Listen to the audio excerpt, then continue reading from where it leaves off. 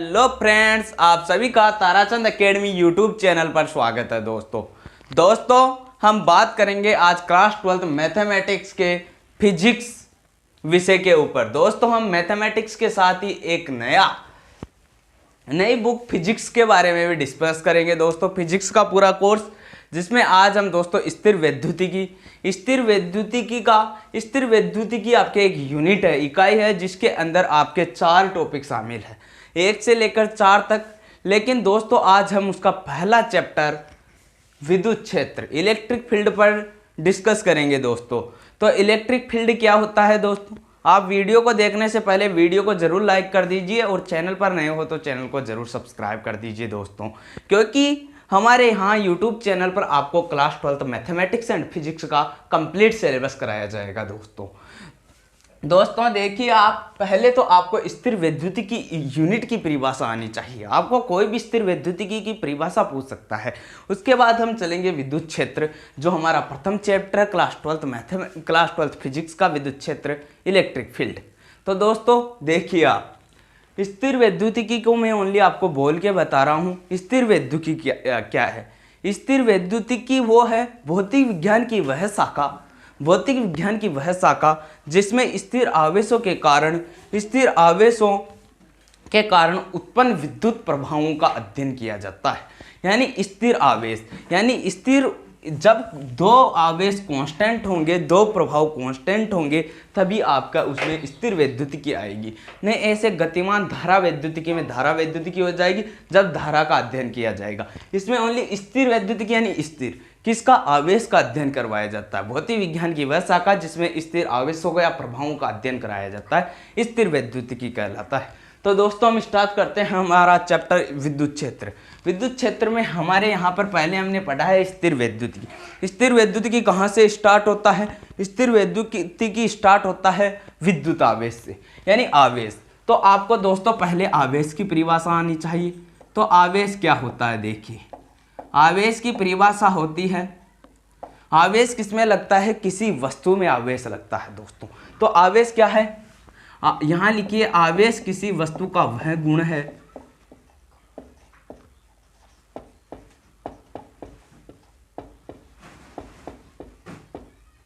आवेश किसी वस्तु का वह गुण है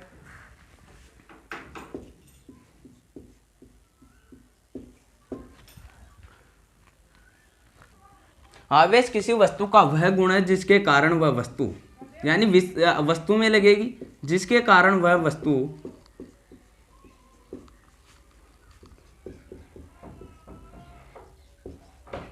या तो विद्युत या फिर चुंबकीय क्षेत्र उत्पन्न करती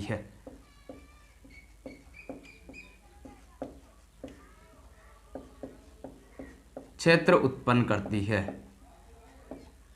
दोस्तों अब आपको पता होगा विद्युत क्षेत्र या चुंबकीय क्षेत्र। तो दोस्तों विद्युत क्षेत्र पर हम इसी यूनिट में आगे डिस्कस करेंगे, इसी चैप्टर में डिस्कस करेंगे। इसके अलावा हम चुंबकीय क्षेत्र जो आगे 5, 7, 8वें चैप्टर में डिस्कस करेंगे दोस्तों। तो आपको पहले आवेश की परिभाषा होनी चाहिए, बोर्ड में 1 नंबर का क्वेश्चन पूछ सकता है। आवेश क्या है? आवेश किसी वस्तु का वह गुण है जिसके कारण वह वस्तु विद्युत या चुंबकीय प्रभाव उत्पन्न करती है, जिसे क्या कहते हैं? आवेश। अब दोस्तों अब आपको पता होना चाहिए आवेश कितने प्रकार का होता है। क्यों? आवेश आपको पूछ सकता है आवेश। अब आवेश में भी 3 प्रकार का होता है दोस्तों आवेश। वो देखिए आवेश कौन कौन से होते हैं। एक तो हम स्थिर आवेश होगा, जो यहाँ पर हम स्थिर वैद्युतिकी में डिस्कस करेंगे दोस्तों। इसके अलावा दोस्तों एक नियत आवेश होता है। आप इसको देखकर ही समझ गए होंगे कि नियत आवेश क्या है। इसके अलावा एक गतिमान आवेश होता है। तो दोस्तों देखिए, स्थिर आवेश, गतिमान आवेश और नियत आवेश।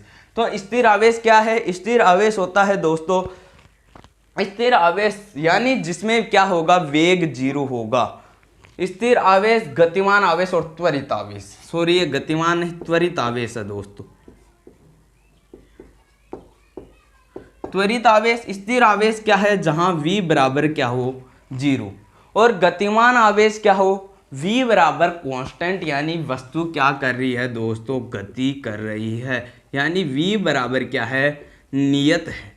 यानी v बराबर कांस्टेंट है, तब वस्तु क्या होगी? गतिमान होगी। और त्वरित त्वरित यानी वस्तु क्या हो रही है, चल रही है। यदि वस्तु चल रही है तो वस्तु कम भी यानी उसका वेग कम भी हो सकता है, ज़्यादा भी हो सकता है, वो स्थिति पर निर्भर करता है। तो v does not equal to zero, यानी v जीरो के बराबर नहीं होगा, यानी रुकेगी नहीं, त्वरित तो रहेगी, कम ज़्यादा कभी भी हो सकती है। तो v बराबर जीरो कब जीरो होगा, तब उसमें कौन कौन से प्रभाव उत्पन्न करेंगे, तब उसमें प्रभाव उत्पन्न करेंगे दोस्तों इलेक्ट्रिक फील्ड, तब लगेगा दोस्तों वहाँ विद्युत क्षेत्र। इलेक्ट्रिक फील्ड विद्युत क्षेत्र लगता है दोस्तों। गतिमान आवेश होगा तब वहां लगता है इलेक्ट्रिक फील्ड। इसके अलावा इलेक्ट्रिक फील्ड, विद्युत क्षेत्र और चुंबकीय क्षेत्र यानी magnetic field,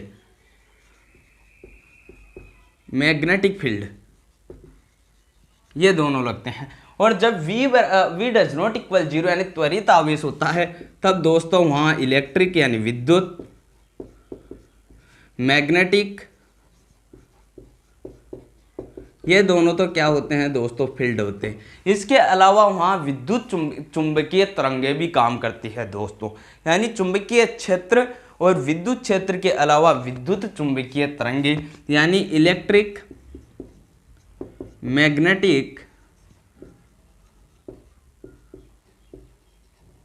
waves.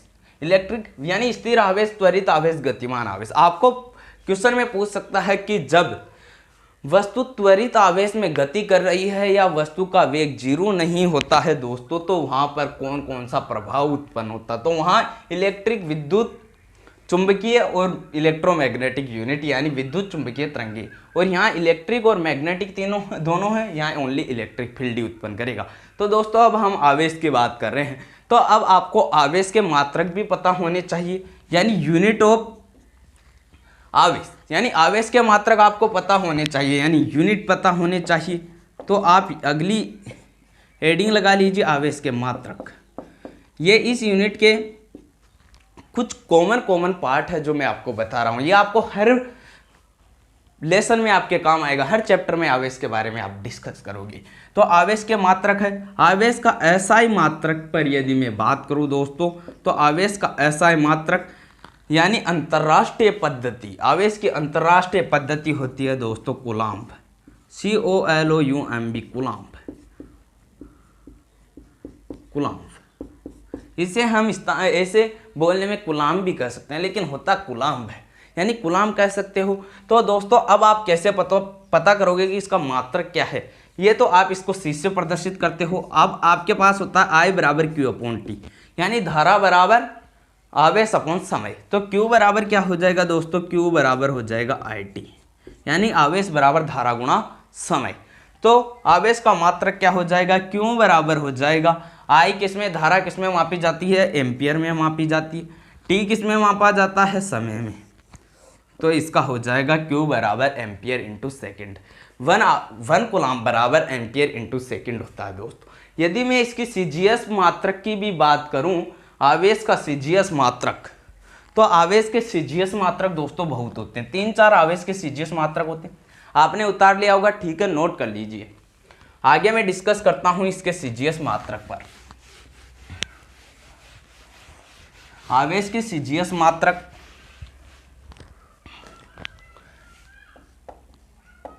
CGS unit या CGS मात्रक दोस्तों, इसके CGS मात्रक एक तो होता है ESU यानी इलेक्ट्रोस्टैटिक यूनिट, और एक होता है फ्रैंकिन इलेक्ट्रोस्टैटिक यूनिट, फ्रैंकिन, और इसके अलावा एक ESU को आप स्टेट कूलाम्ब भी लिख सकते हो, यानी स्टेट कूलाम्ब या कूलाम्ब, स्टेट कूलाम्ब या कूलाम्ब होता है ESU, फ्रैंकिन और स्टेट कूलाम्ब। तो अब आप एक ESU यानी एक इलेक्ट्रोस्टैटिक यूनिट, तो अब आपको पता होना चाहिए जो CGS मात्रक ESU है और जो कूलाम्ब आवेश का SI मात्रक है उसके मध्य क्या संबंध होता है। तो 1 कूलाम्ब बराबर होता है दोस्तों आपके पास, 1 कूलाम्ब बराबर आपको पता होना चाहिए 3 × 10⁹ इलेक्ट्रोस्टैटिक यूनिट। यह आपको इसके मध्य संबंध पता होना चाहिए। आपको क्वेश्चन पूछ सकता है कि कूलाम्ब को इलेक्ट्रोस्टैटिक यूनिट, में बदलिए तो उसका बराबर होता है 1 कूलाम बराबर 3 × 10⁹ इलेक्ट्रोस्टैटिक यूनिट। और यदि आप इसका एक अन्य मात्रक भी होता है, वो CGS में नहीं आता है, यानी अन्य मात्रक। यदि मैं इसके अन्य मात्रक की बात करूं तो इसका अन्य मात्रक होता है EMU, यानी उसे कहते हैं इलेक्ट्रो मैग्नेटिक यूनिट, इसकी फुल फॉर्म है इलेक्ट्रोमैग्नेटिक यूनिट। ESU की होती है इलेक्ट्रोस्टैटिक यूनिट। और इलेक्ट्रोमैग्नेटिक यूनिट, तो एक इलेक्ट्रोमैग्नेटिक यूनिट कितने के बराबर होता है? 1 कूलाम बराबर होता है 1/10 इलेक्ट्रोमैग्नेटिक यूनिट, यानी 1 कूलाम बराबर होता है 1/10 इलेक्ट्रोमैग्नेटिक यूनिट, यानी 1 कूलाम का इलेक्ट्रोमैग्नेटिक यूनिट का 10वां भाग के बराबर होता है। इसके अलावा आवेश की सबसे बड़ी इकाई होती है दोस्तों फेराडे। यहां लिख देना नोट। आवेश की सबसे बड़ी इकाई या सबसे बड़ा मात्रक, सबसे बड़ी इकाई, थोड़ी राइटिंग खराब है दोस्तों, लेकिन इतना भी नहीं है, आपको समझ अवश्य आ जाएगा। आवेश की सबसे बड़ी इकाई या मात्रक फेराडे होता है, FARADAY, फेराडे होता है। तो दोस्तों अब आपको पता होना चाहिए 1 फेराडे बराबर कितना होता है? 1 फेराडे बराबर होता है 96500 कूलाम, यानी 1 फेराडे बराबर होता है दोस्तों 96,500 कूलाम, यानी 1 फेराडे आवेश की सबसे बड़ी मात्रक है, उसका मान 96,500 कूलाम के बराबर होता है दोस्तों। अब हम इस पर आधारित आगे डिस्कस करते हैं।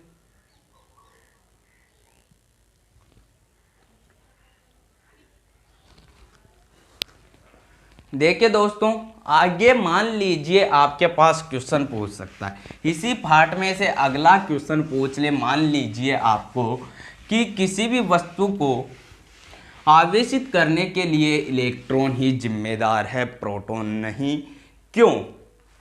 क्वेश्चन मान लीजिए आपके पास आ जाए, किसी भी वस्तु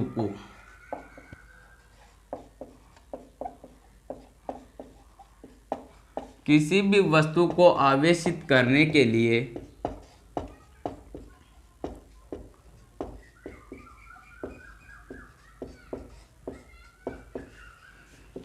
इलेक्ट्रॉन ही जिम्मेदार है, प्रोटॉन नहीं।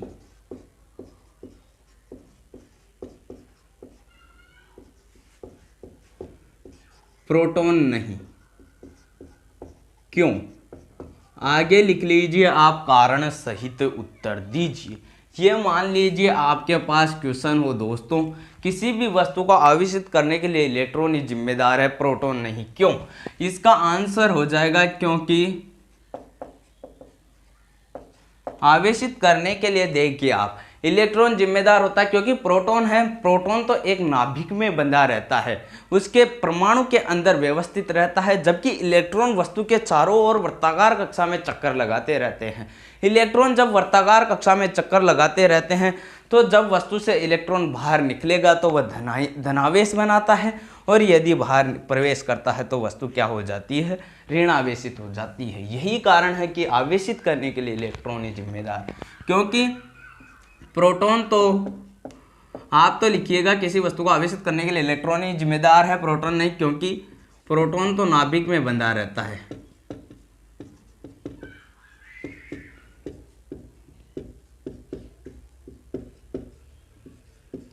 जबकि इलेक्ट्रॉन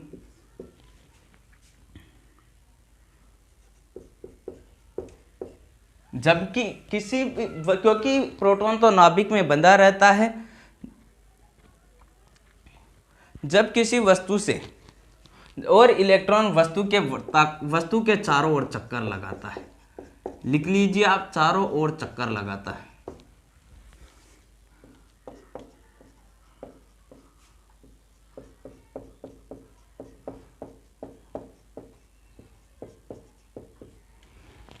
जब वस्तु में इलेक्ट्रॉन बाहर निकालता है या इलेक्ट्रॉन त्यागता है तो वस्तु क्या हो जाती है? धनावेशी। जब वस्तु इलेक्ट्रॉन बाहर निकालती है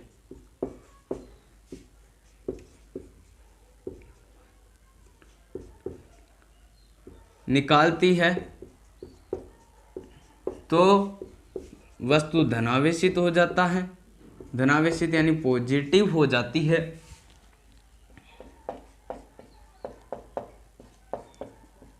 और यदि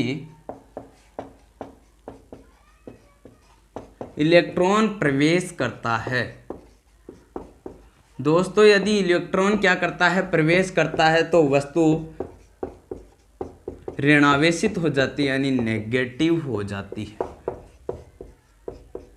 तो आवेशित करने के लिए यानी आवेशित होगा या तो वस्तु पॉजिटिव होगी या नेगेटिव होगी, किस आधार पर होगी, आवेश के आधार पर होगी दोस्तों। क्योंकि यदि वस्तु इलेक्ट्रॉन नाभिक में बंधा रहेगा, यदि बाहर निकालेगा तो धनावेश और यदि ग्रहण करेगा तो ऋणावेश होता है दोस्तों।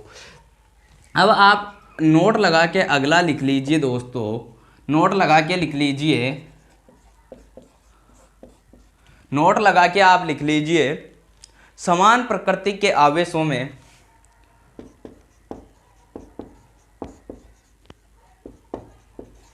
राइटिंग थोड़ी खराब है लेकिन आपको समझ तो आ गया होगा, इसके साथ मैं बोल भी रहा हूं दोस्तों। समान प्रकृति के आवेशों में प्रतिकर्षण बल लगता है या प्रतिकर्षण बल लगता है जबकि असमान प्रकृति के आवेशों के मध्य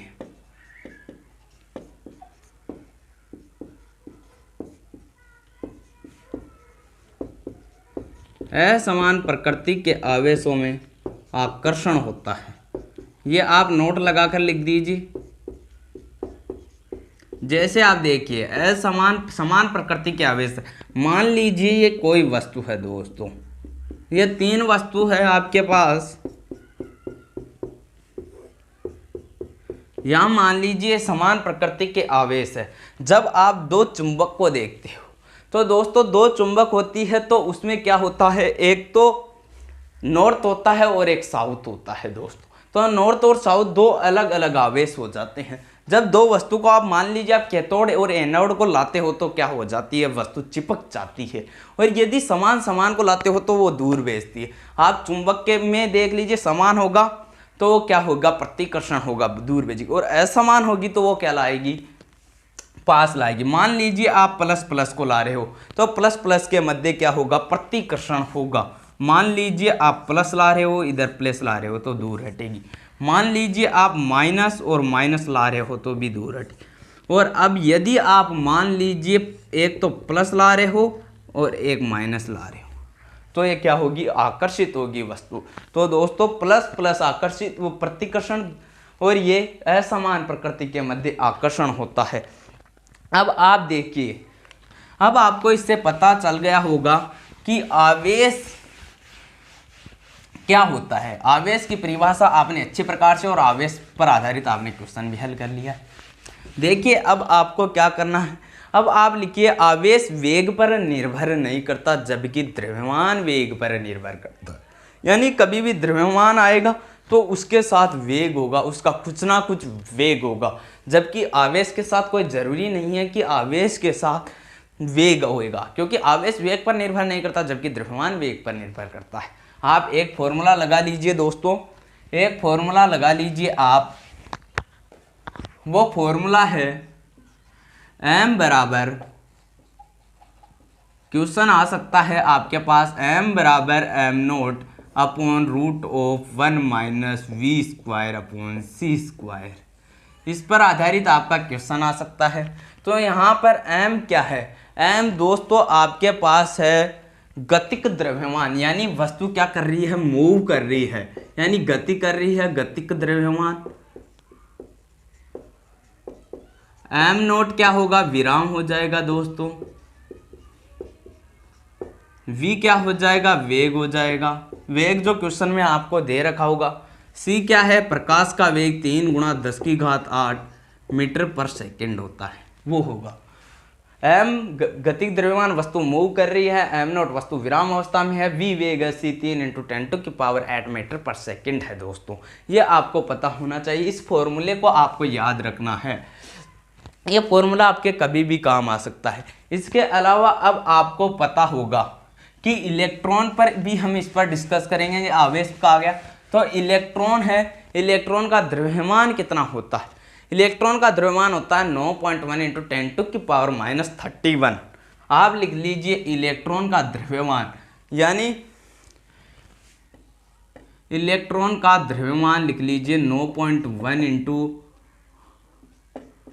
10⁻31 किलोग्राम। अब इसके साथ इसका कुछ ना कुछ क्या होगा, आवेश भी दे रखा होगा। इलेक्ट्रॉन पर आवेश कितना होता है? 1.6 इंटू 10⁻19 कूलम होता है। मैं यहाँ 9 को सही लिख देता हूँ। इसके अलावा यदि मैं बात करूँ प्रोटॉन का द्रव्यमान, तो प्रोटॉन का द्रव्यमान कितना होता है? 1.672 इंटू 10⁻27 किलोग्राम। और इसके अलावा इसका आवेश 1.6 इंटू 10⁻19 कूलम।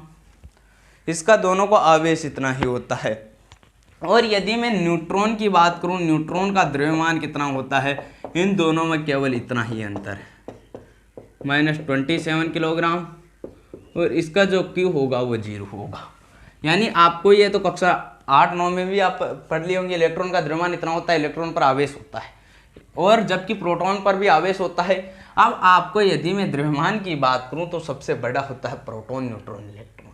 लेकिन यहाँ पर न्यूट्रॉन का कोई भी आवेश नहीं होता, क्योंकि न्यूट्रॉन पर कोई आवेश नहीं होता है, आवेश रहित है या आवेश उदासीन होता है। तो ये तीनों आपको इसका वैल्यू पता होनी चाहिए। यदि आपको अगली बात करूं मैं, अगला टॉपिक है अपना सतत आवेश वितरण। यानी आवेश को आपको डिवाइडेशन करना है, यानी भाग में विभाजित करना है। आपके पास क्वेश्चन आ जाए सतत आवेश वितरण को समझाइए। क्वेश्चन आपका कहीं से भी आ सकता है, अपने को एक एक टॉपिक क्लियर करके चलना है। सतत आवेश वितरण, इसमें पहला लिखना है आपको रेखीय आवेश वितरण। रेखीय आवेश वितरण या रेखीय आवेश घनत्व, इसको प्रदर्शित करते हैं लैम्ब्डा।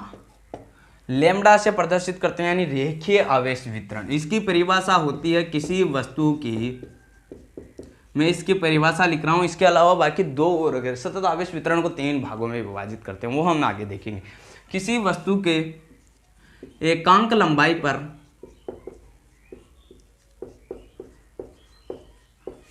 स्थित आवेश को, किसी वस्तु के एकांक लंबाई पर स्थित आवेश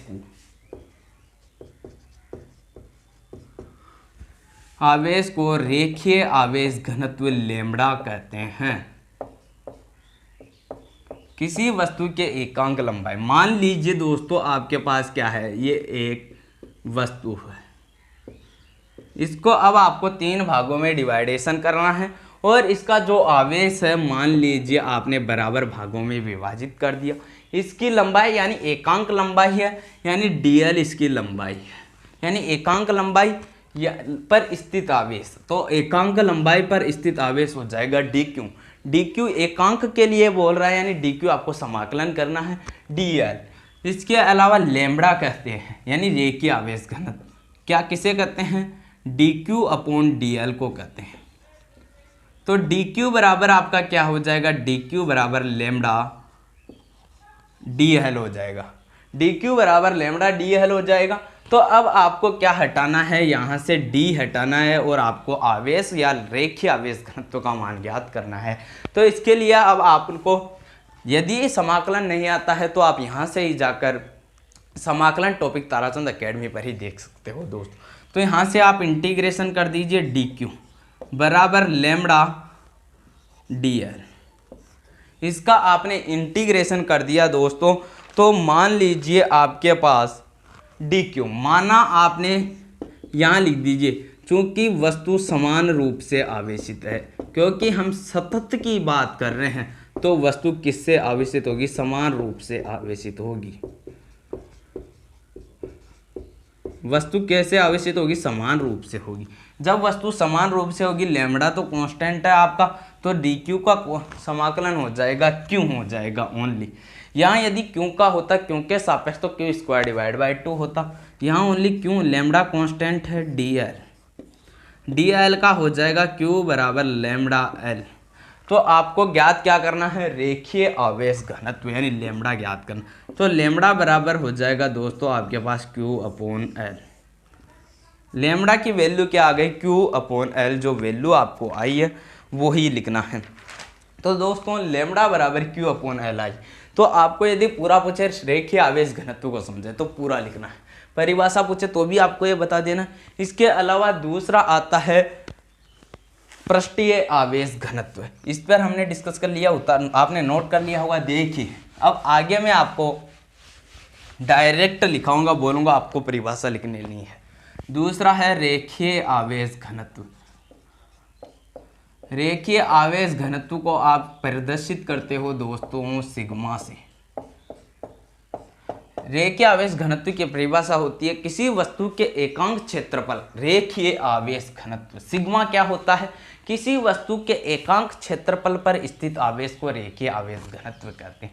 मान लीजिए ये कोई बंद पृष्ठ है, यहाँ पर ये कोई क्या लग रहा है, आवेश लग रहा है, dq आवेश है, ये बंद पृष्ठ में आवेश लग रहा है। तो किसी वस्तु के एकांक क्षेत्रफल पर, यानी एकांक क्षेत्रफल लैम्बडा बराबर dq अपॉन किसी वस्तु के एकांक क्षेत्रफल, क्षेत्रफल d है, एकांक क्षेत्रफल यानी नीचे आएगा dq, तो dq बराबर हो जाएगा आपका सिग्मा dA। अब आपको क्या करना है, इसके बाद इसका क्या करना है, वैल्यू निकालने के लिए इंटीग्रेशन कर देना है सिग्मा dA। अब वस्तु आपको लिख देना है जब वस्तु समान रूप से आवेशित है तो Q बराबर सिग्मा कांस्टेंट dA करना है। तो Q बराबर हो जाएगा आपका sigma upon sigma A, sigma dA का A हो जाएगा। तो आपके पास सिग्मा की वैल्यू क्या आ गई, Q अपॉन A। यदि मैं इसकी मात्रक की बात करूं, आपको यहाँ परिभाषा नहीं पूछ सकता, आपको ओनली इसका मात्रक पूछ सकता है। रेखीय आवेश घनत्व का मात्रक क्या होता है, तब आपको परिभाषा आएगी तभी आप हल कर सकते। आपको रटना नहीं है, परिभाषा याद करनी है, वो भी लॉजिक से याद करना है। तो सिग्मा का मात्रक होगा, आवेश का मात्रक क्या होता है, कूलम। और जो क्षेत्रफल है, क्षेत्रफल को क्या कहते हैं, लंबाई का स्क्वायर। तो लंबाई किस में मापी जाती है, मीटर में। तो लंबाई यानी मीटर, मीटर का स्क्वायर हो जाएगा, तो मीटर का स्क्वायर। और यदि मैं रेखीय आवेश घनत्व का बताना भूल गया, आप लिख देना क्या आता है, Q अपॉन L, यानी आवेश किसी वस्तु के एकांक लंबाई पर स्थित आवेश लैम्बडा। तो लैम्बडा बराबर हो जाएगा, आवेश कितना है, आवेश को कूलम में मापा जाता है, तो कूलम अपॉन लंबाई को किसमें, मीटर, तो कूलम अपॉन मीटर हो जाएगा। ठीक है, इसके अलावा मैं बात करूँ उसका मात्रक कूलम अपॉन मीटर, इसका कूलम अपॉन मीटर स्क्वायर। इसके अलावा नंबर 3 होता है रेखीय आवेश घनत्व, आयतन आवेश घनत्व। आयतन आवेश घनत्व जिसे कहते हैं आप रो कह सकते हैं, आयतन आवेश घनत्व को रो कहते हैं। तो दोस्तों रो बराबर आपका क्या होता है, ये भी एक बंद पृष्ठ में इसी प्रकार से मूव कर रहा है, ये इसका क्षेत्रफल dA है। देखिए मान लीजिए एक वस्तु है, इस पर आपको dq वही आवेश लगेगा और क्या आयतन यानी dV लगेगा। इसके अलावा क्या होगा, रो बराबर क्या हो जाएगा, परिभाषा बस वो ये क्षेत्रफल चेंज होगा और आयतन चेंज होगा। तो इसका होगा किसी वस्तु के एकांक क्षेत्रफल पर स्थित आवेश को आयतन आवेश घनत्व कहते हैं। किसी वस्तु के एकांक आयतन यानी एकांक आयतन dV, किसी वस्तु के एकांक आयतन में स्थित आवेश को यानी dQ, किसी वस्तु के एकांक आयतन में स्थित आवेश को क्या कहते हैं, आयतन आवेश घनत्व यानी रो कहते हैं। तो dQ बराबर हो जाएगा रो dV। आपको इंटीग्रेशन कर देना है dQ का इंटीग्रेशन, और रो यहाँ से मैं इसको ऐसे का ऐसा dQ है, dQ का हो जाएगा Q, रो कांस्टेंट कांस्टेंट dV। तो आपके पास Q बराबर क्या हो जाएगा, रो V। तो Q की वैल्यू आपके पास क्या आ जाएगी, रो की वैल्यू आ जाएगी आपके पास Q अपॉन V। यहाँ से देखिए रो बराबर Q अपॉन V, यानी आयतन आवेश घनत्व बराबर कूलम अपॉन आयतन। आयतन का होता है मात्रक, इसका यदि मैं मात्रक की बात करूँ तो इसका मात्रक होगा आवेश को कूलाम में मापा जाता है अपॉन आयतन क्या होता है, आयतन होता है आपका मीटर क्यूब। यानी आप यहाँ इसे आयतन को भी मीटर में, आपको तो ऐसे तो आयतन को आप लीटर में मापा जाता है, लेकिन ऐसा पद्धति में आप मीटर ही लिखते हो तो यहाँ पर आ जाएगा मीटर क्यूब। ये इसका मात्रक होता है। आपको ये तीनों मात्रक पता होने, यानी आपने सतत आवेश वितरण पर भी आपने क्या कर लिया, डिस्कस कर लिया। ठीक है, किसी वस्तु के एकांक लंबाई पर स्थित आवेश, किसी वस्तु के एकांक क्षेत्रफल पर स्थित आवेश, किसी वस्तु के एकांक आयतन पर स्थित आवेश। ठीक है, अब आगे हम डिस्कस करेंगे वस्तु को आवेशित करने की विधियाँ। ये फिजिक्स का जो ये स्थिर वैद्युतिकी है, इसमें आपके पास ज़्यादा समझने वाली बात आएगी नहीं। ये ओनली थ्योरेटिकल चैप्टर ज़्यादा है, इसमें न्यूमेरिकल आता मात्र एक आता है 2 मार्क्स का। बाकी हम 5 से आगे जब इलेक्ट्रॉनिक्स तक चले जाएंगे एंड तक, तो हाँ आपके वहाँ पर मज़ा आएगा। पर यहाँ पर आपके थोड़ी थ्योरी जाता है तो आपको इतना मज़ा नहीं आएगा, लेकिन जो है वो अच्छा पढ़ रहे हैं। यहाँ से आपके जो मैं कराऊंगा उसी कॉपी से बाहर आपका एक भी क्वेश्चन नहीं जाएगा, 100% की गारंटी है। आप जब आपका परीक्षा हुई तब आप कमेंट करके बता देना कि यहाँ से किस कॉपी से बाहर क्वेश्चन आ जाएगा, और जो क्वेश्चन आएगा वो भी यहाँ से ही आएगा। पूरा कोर्स कराया जाएगा। देखिए दोस्तों, अब आपको देखना है वस्तु को आवेशित करने की विधियाँ। आपको लगा लेना है हेडिंग वस्तुओं को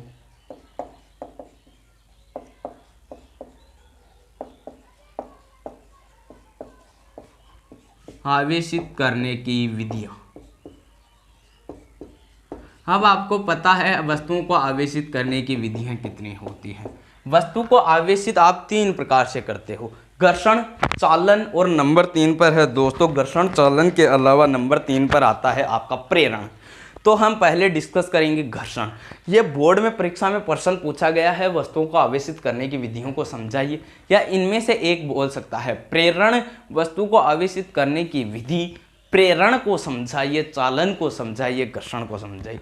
तो मैं पहले डिस्कस करता हूँ नंबर 1 घर्षण। घर्षण क्या होता है? घर्षण देखकर आप समझ गए होंगे कि हम चलते हैं क्या कुछ भी काम करते हैं वहाँ घर्षण होना जरूरी है। यदि वहाँ पर घर्षण नहीं होगा तो हम वहाँ से फिसल सकते हैं, घर्षण होना जरूरी। तो घर्षण क्या है? मान लीजिए आप 2 वस्तु लेते हो, मान लीजिए आप पत्थर लेते हो, तब आप 2 वस्तुओं को आपस में रगड़ते हो दोस्तों। तो 2 वस्तुओं को आपस में रगड़ने पर वहाँ से कुछ ना कुछ उसके कण क्या होते हैं? विक्षेपित। उस कण को अपन क्या नाम दे देते हैं? इलेक्ट्रॉन नाम दे देते हैं। वो इलेक्ट्रॉन एक वस्तु से दूसरी वस्तु में विक्षेपित हो जाते हैं, उसे क्या कहते हैं? घर्षण। देखिए हमारी भाषा में लिखने की भाषा क्या होगी, देखिए आप लिखोगे जब 2 वस्तुओं को आपस में रगड़ा जाता है तो इलेक्ट्रॉन एक वस्तु से दूसरी वस्तु में स्थानांतरित हो जाते हैं, एक वस्तु से दूसरी वस्तु में स्थानांतरित हो जाते हैं, जिसके कारण एक वस्तु धनावेशित हो जाती है और दूसरी वस्तु ऋणावेशित हो जाती है। ओनली ये लिखना है। पूछ ले घर्षण, एक बार दोबारा बता रहा हूँ, लिख लेना। क्यों? यदि मैं लिखाऊंगा तो आपका पूरा कोर्स कवर ही नहीं हो पाएगा। ओनली आपका एक चैप्टर में इसमें ओनली आपको 15-20 दिन लग जाएंगे। ये चैप्टर बड़ा है, आपको लिख लेना है। मैं धीरे धीरे बोल रहा हूँ। घर्षण क्या है? जब 2 वस्तुओं को आपस में रगड़ा जाता है, जब 2 वस्तुओं का आपस में रगड़ा जाता है तो इलेक्ट्रॉन एक वस्तु से दूसरी वस्तु में स्थानांतरित हो जाते हैं, एक वस्तु से दूसरी वस्तु में स्थानांतरित हो जाते हैं, जिसके कारण एक वस्तु तो धनावेशित हो जाएगी और दूसरी वस्तु ऋणावेशित हो जाती है। अब आप सोच रहे होंगे कि धनावेशित वस्तु कौन सी होगी और ऋणावेशित कौन सी होगी। मान लीजिए 2 वस्तु है, वहाँ से एक वस्तु से इलेक्ट्रॉन चला जाएगा यानी बाहर निकल जाएगा, तो वो वस्तु तो धनावेशित हो जाएगी, और जो ग्रहण करेगा या जिसमें वस्तु प्रवेश करेगी इलेक्ट्रॉन, उसे क्या कह देंगे हम? ऋणावेशित कह देंगे। वो वस्तु ऋणावेशित। ठीक है, समझ में। अब आपको इसका एक एग्जाम्पल भी आपको याद होना जरूरी है। वो एग्जाम्पल क्या है? देखिए, जब कांच की छड़ को, मैं इस एग्जाम्पल को तो लिख रहा हूं, जब कांच की छड़ को आपको साथ के साथ उतारते रहना है, कांच की छड़ को रेशम के कपड़े से रगड़ते हैं,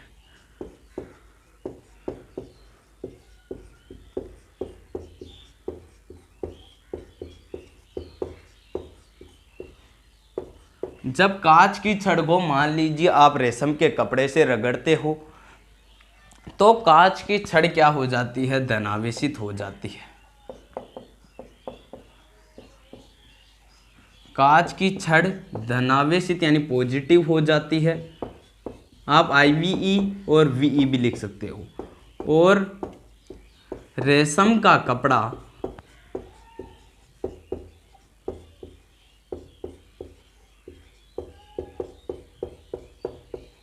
नेगेटिव हो जाता है यानी ऋणावेशित हो जाती है।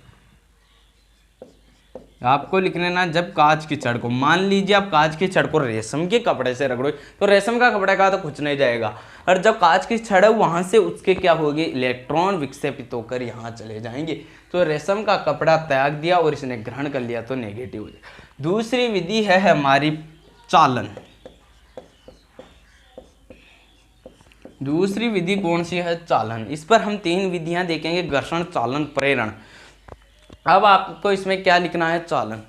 जब दो वस्तुएं असमान विभव पर होती है, जब दो वस्तुएं असमान विभव पर होती है तो धनावेश का प्रवाह उच्च विभव से निम्न विभव की ओर होता है। यानी जो धनावेश होगा उसका तो प्रवाह उच्च से निम्न की ओर होगा, उच्च विभव से निम्न की ओर होगा, जबकि ऋणावेश का प्रवाह निम्न विभव से उच्च विभव की ओर होता है।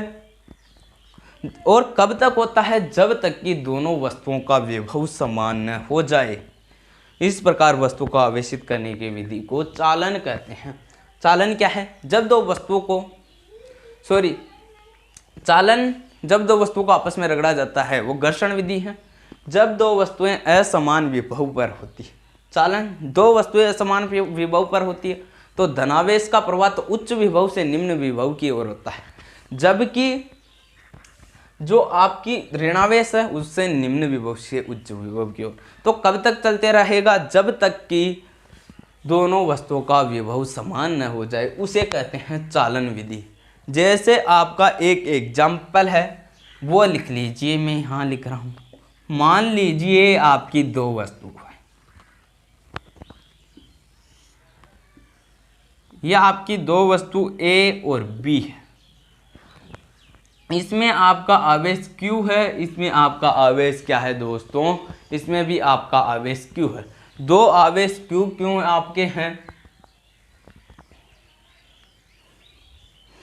इसके बाद 2 आवेश क्यों हैं तो यहाँ से ये मान लीजिए आपने Q1 मान लिया, ये Q2 हो गए। जब 2 वस्तु किस पर है, असमान विभव पर है, यानी 2 वस्तुएं अभी अलग अलग है। एक मान लीजिए यहाँ पर है, दूसरी वस्तु अनंत पर है। जब 2 वस्तुएं समान विभव पर होती है तो धनावेश एक वस्तु है, दूसरी मान लीजिए ऋणावेश है, तो धनावेश का प्रवाह तो उच्च विभव से निम्न। और मान लीजिए दोनों वस्तु यहाँ से आकर कहाँ आ जाती है, एक स्थान पर आ जाती है और ये दोनों वस्तु क्या हो जाती है, मिल जाती है। दोनों वस्तु क्या हो जाती है दोस्तों, मिल जाती है। A और B दोनों वस्तु मिल जाती है, यानी Q1 मिल गया और Q2 मिल गया। है समान विभव पर होती है, समान विभव पर हो गई। तो तब तक होता है जब तक कि क्या हो, न हो जाए, समान न हो जाए। अब मान लीजिए आप इसको क्या करते हो दोस्तों, अलग करते हो। ये Q1 है, Q2 है, ये दोनों एक ही है, लेकिन अब आप इसको अलग अलग करोगे। A वस्तु को आप अलग कर दिया अब आपने, तो ये हो जाएगी Q1 plus Q2 divide by 2 और Q1 plus Q2 divide by 2। ये 2 वस्तु कैसे हुआ देखिए। मान लीजिए आपके पास 2 वस्तु Q1 और Q2 है। इन दोनों का सम क्या, दोनों वस्तु एक जगह जुड़ेगी तो हो जाएगा Q1 प्लस Q2। ठीक है, दोनों वस्तु एक जगह जुड़ेगी Q1 प्लस Q2। अब इन दोनों का आपने फिर डिवाइडेशन कर दिया, अलग कर दिया, तो डिवाइड बाई 2 हो जाएगा। ठीक है, ये इस प्रकार हो जाए। तो इस विधि को हम कहते हैं चालन विधि। इस प्रकार की विधि होती है दोस्तों चालन विधि। नंबर 3 है प्रेरण। मैं नंबर 3 की बात करता हूं दोस्तों।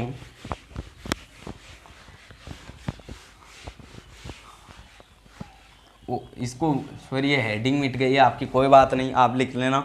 वस्तु को आवेशित करने की विधि। नंबर 3 है आपकी प्रेरण।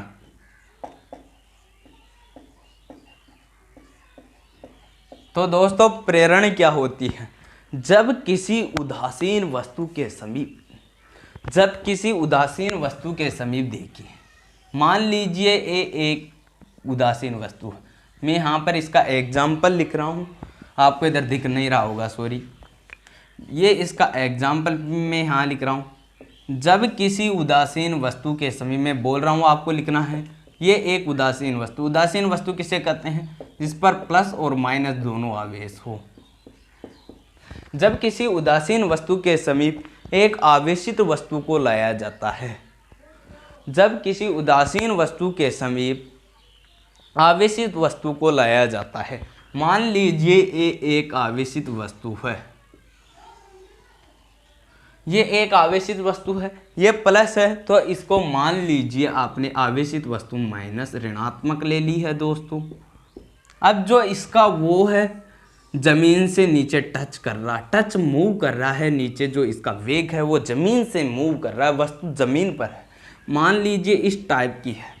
जब किसी उदासीन वस्तु के समीप आवेशित वस्तु को लाया जाता है, तो उदासीन वस्तु के पास वाली सतह पर, उदासीन वस्तु यह है, इसके पास वाली सतह पर, इन दोनों में से ये मैच कर रही है, इसके पास वाली सतह पर विपरीत प्रकृति का आवेश तथा दूसरी वस्तु पर समान प्रकृति का आवेश उत्पन्न हो जाता है।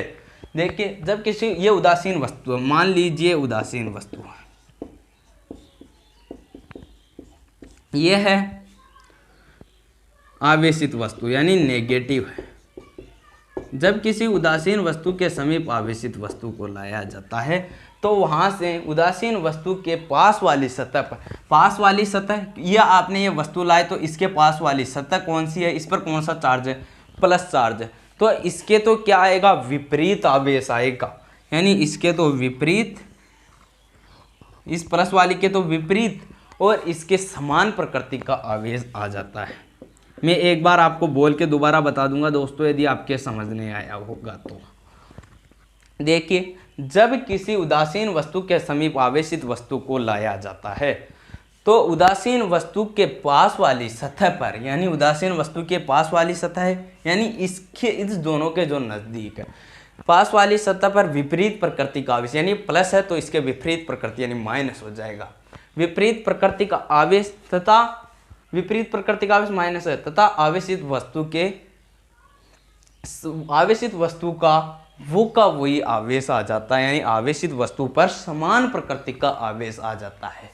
जब किसी वस्तु के समीप जब किसी उदासीन वस्तु के समीप आवेशित वस्तु को लाया जाता है, तो उदासीन वस्तु के पास वाली सतह पर विपरीत प्रकृति का आवेश प्लस का माइनस तथा आवेशित वस्तु का समान प्रकृति का आवेश आ जाता है, यानी माइनस का माइनस। मान लीजिए आपने यहाँ प्लस लेते, यहाँ माइनस लेते, तो यहाँ पर आवेशित वस्तु प्लस लेना पड़ता है, क्यों? तभी आपका प्रतिकर्षण होता। यहाँ प्लस लेते, यहाँ माइनस लेते, तो यहाँ से इसका उल्टा प्लस आता और इसका प्लस का प्लस आता, ऐसे भी कर सकते हैं। तो यहाँ से आपके पास हो गया दोस्तों। तो अब मान लीजिए आपको लिखना है आवेश के मूलभूत गुण। अगली हेडिंग लगा लीजिए आप आवेश के मूलभूत गुण। ये आपको ओनली प्रेरण ही देगा क्वेश्चन में, प्रेरण को आप इंपोर्टेंट लगा लीजिए। प्रेरण पूछा गया है, आवेश के मूलभूत गुण।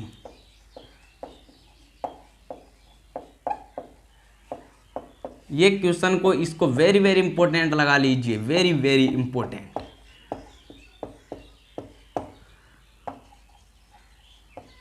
मोस्ट आवेश के मूलभूत गुण।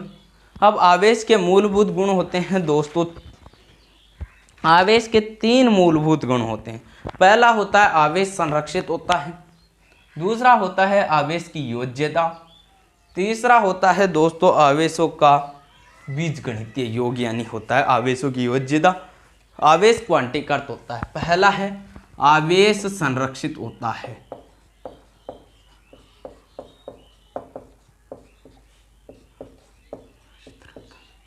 आवेश संरक्षित रहता है। क्वेश्चन यहाँ ऐसे नहीं पूछा जाएगा आवेश संरक्षित रहेगा, क्वेश्चन पूरा पूछा जाएगा आवेश के मूलभूत गुणों को समझाइए या लिखिए। तो पहला है आवेश संरक्षित रहता है। मैं बोल रहा हूँ, आप लिखते रहना। किसी भी वस्तु का, किसी भी विलगित निकाय या किसी भी वस्तु का कुल आवेश हमेशा नियत रहता है, यानी जो जैसा का है वैसा ही रहेगा, क्योंकि आवेश को न तो उत्पन्न किया जा सकता और न ही नष्ट किया जा सकता। केवल आप एक वस्तु है इसका आवेश, इससे आप दूसरी वस्तु में स्थानांतरित कर सकते हो, यानी प्लस से माइनस भेज सकते हो। तो क्या हो जाएगा, आवेश संरक्षित रहता है। किसी भी विलगित निकाय का कुल आवेश हमेशा संरक्षित या नियत रहता है, क्योंकि आवेश को न तो उत्पन्न किया जा सकता है और न ही नष्ट किया जा सकता है, केवल एक रूप से दूसरे रूप में परिवर्तन किया जा सकता है।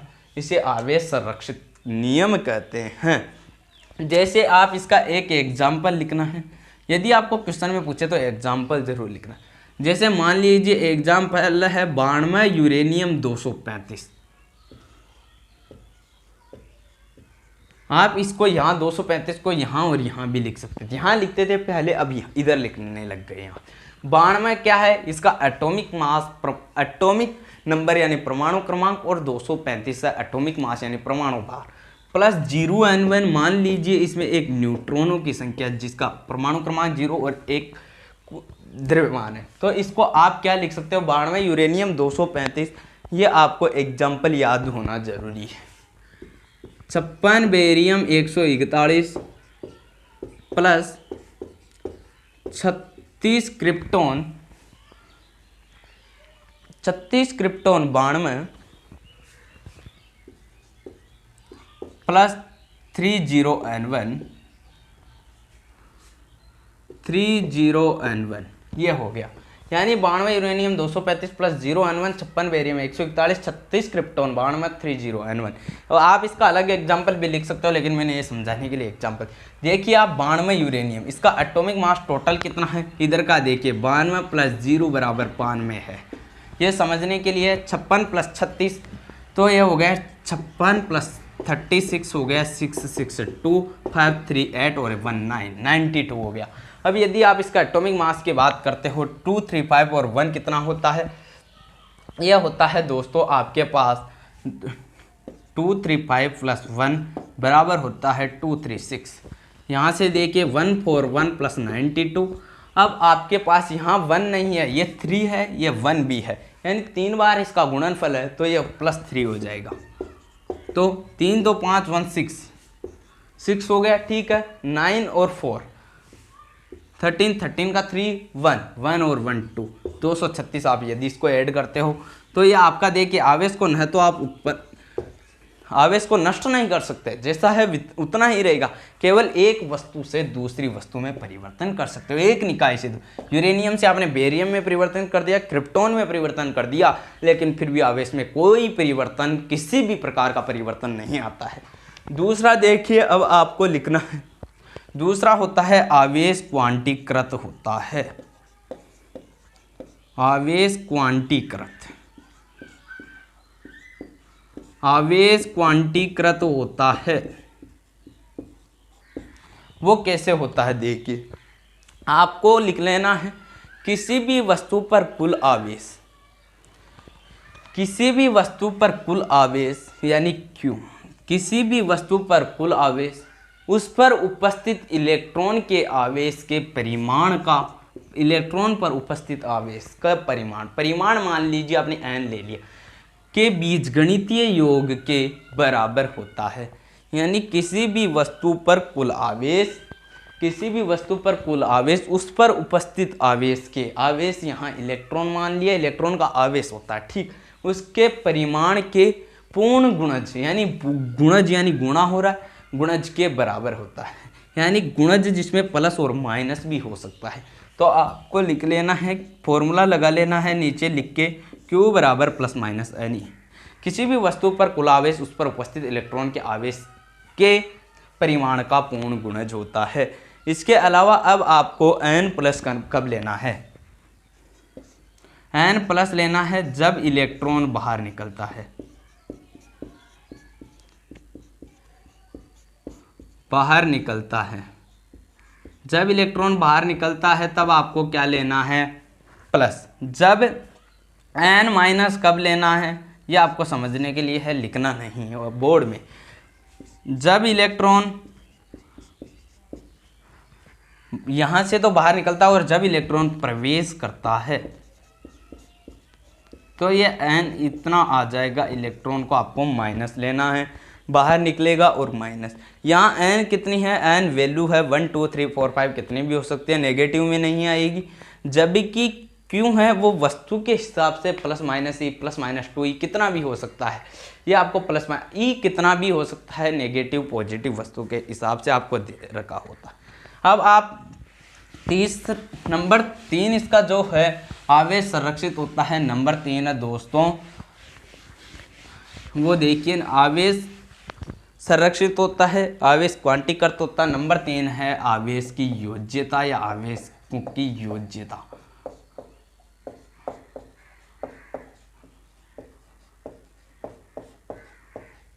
आवेश की योज्यता, इसमें लिखना है किसी भी वस्तु पर कुल आवेश उस पर उपस्थित समस्त आवेशों के बीजगणितीय योग के बराबर होता है। किसी भी वस्तु पर उपस्थित कुल आवेश, यानी किसी भी वस्तु पर उपस्थित कुल आवेश, कुल आवेश क्यों, किसी भी वस्तु पर उपस्थित कुल आवेश उस पर उपस्थित आवेशों के बीजगणितीय योग के बराबर होता है। अब आपको बीजगणितीय का अर्थ समझना है। बीजगणितीय का अर्थ होता है दोस्तों वित्त साइन। आपको जो आवेश है वो वित्त साइन यानी चिन्ह के साथ लेना है। यदि माइनस दे रखा है तो कुछ क्या करते हैं plus, minus 1.6 into 10⁻⁻19 coulomb question में दे रखा है। इसके अलावा आपको यदि और प्लस में लिख देते हैं 1.6 इंटू 10⁻⁻19 कूलम्ब।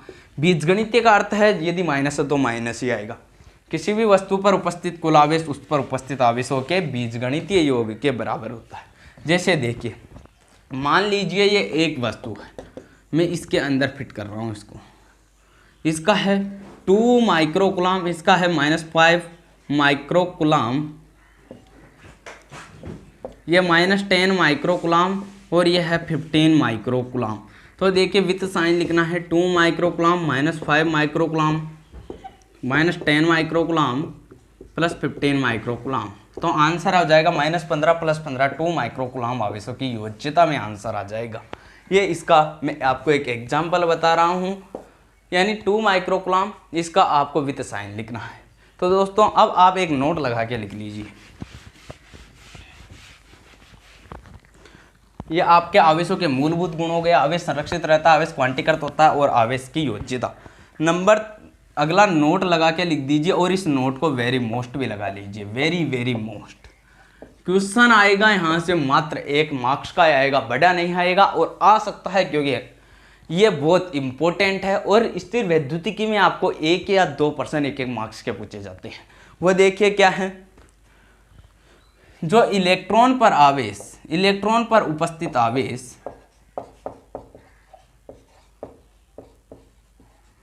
इलेक्ट्रॉन पर उपस्थित आवेश को मूल आवेश कहते हैं।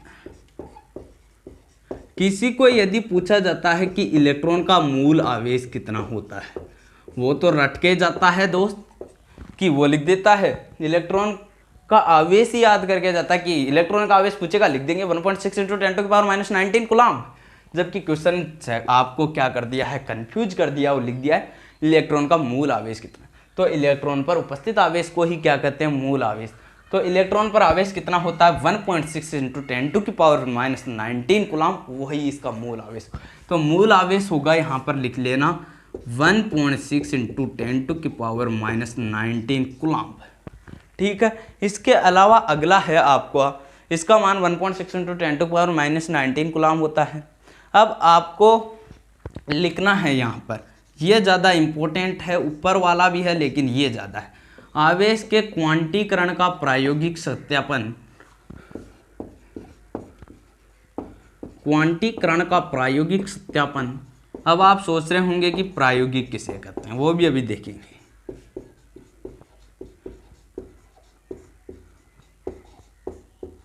मिलिकन तेल बूंद प्रयोग,